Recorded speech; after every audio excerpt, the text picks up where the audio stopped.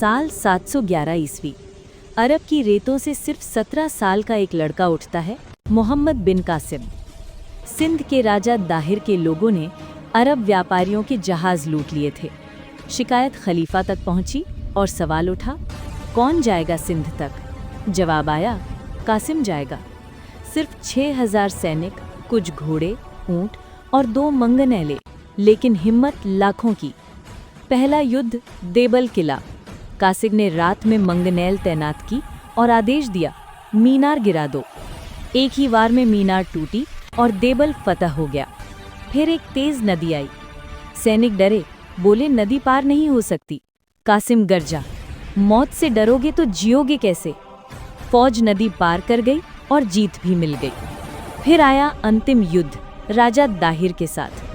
हाथियों की सेना के बीच भयंकर लड़ाई हुई। कासिम ने रणनीति से हाथियों को अलग किया, दाहिर पराजित हुआ और सिंध फतह हो गया।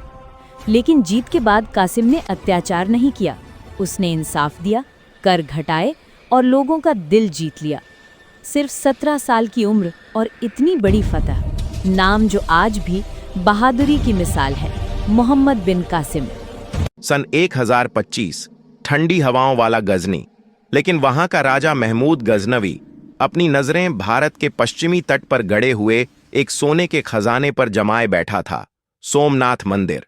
मंदिर की समृद्धि, सोने चांदी के द्वार और समुद्र के किनारे गूंजती घंटियों की कहानियां उसके कानों तक पहुंच चुकी थीं। और एक दिन उसने फैसला किया, सोमनाथ को जीत कर रहूंगा। रेगिस्तान की आग पार करते हुए महमूद हजारों सैनिकों के साथ भारत की ओर चला। राजस्थान के सुनसान रेगिस्तान, कड़ी धूप, रात की ठंडी हवाएं, प्यास से तड़पती सेना। लेकिन महमूद रुकने वाला नहीं था। उसकी नजर सिर्फ एक जगह थी, सोमनाथ। सोमनाथ मंदिर, समुद्र का रक्षक, उधर गुजरात में समुद्र किनारे खड़ा सोमनाथ मंदिर अपनी पूरी शान से चमक रहा था।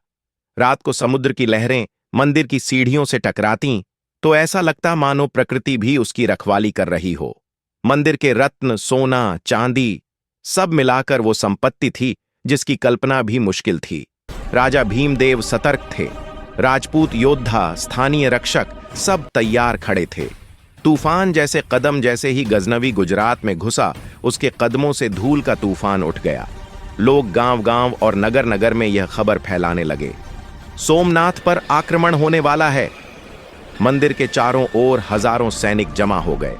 ढोल की आवाजें गूंजने लगीं। समुद्र का शोर भी धीमा लगने लगा। अंतिम युद्ध और फिर वह दिन आ गया। सुबह का सूरज निकलते ही गजनवी की सेना ने हमला बोल दिया। धरती तलवारों की टकराहट से गूंज उठी। राजपूत योद्धा वीरता से लड़ते रहे। घोड़े दौड़ते, भाले गिरते, तीरों की बारिश होती। पर अंततः संख्या और हथियारों के आगे रक्षा पंक्तियां टूट गईं। महमूद मंदिर के द्वार तक पहुंच गया। मंदिर के अंदर अंदर ऐसा वैभव था जैसा शायद उसने भी जीवन में पहली बार देखा। सोने से जरा शिवलिंग, रत्नों से भरी दान पेटियां, चांदी के बने दरवाजे, घंटियों और दीपों की श्रृंखला। महमूद का लालच और बढ़ गया। उसने आदेश दिया, सब ले जाओ। उसने शिवलिंग को तोड़ दिया और सारा धन अपने सैनिकों में लदवा लिया। ऊंटों की लंबी कतारें सोने चांदी से झुक रही थीं। वापसी सोमनाथ से निकलते ही महमूद ने पीछे मुड़कर देखा। समुद्र अभी भी गर्जना कर रहा था, मानो मंदिर से लिए गए हर रत्न का बदला मांग रहा हो। महमूद गजनी लौट गया, लेकिन सोमनाथ का दर्द, उसकी वीरता और उसकी कहानी इतिहास का हिस्सा बन गई।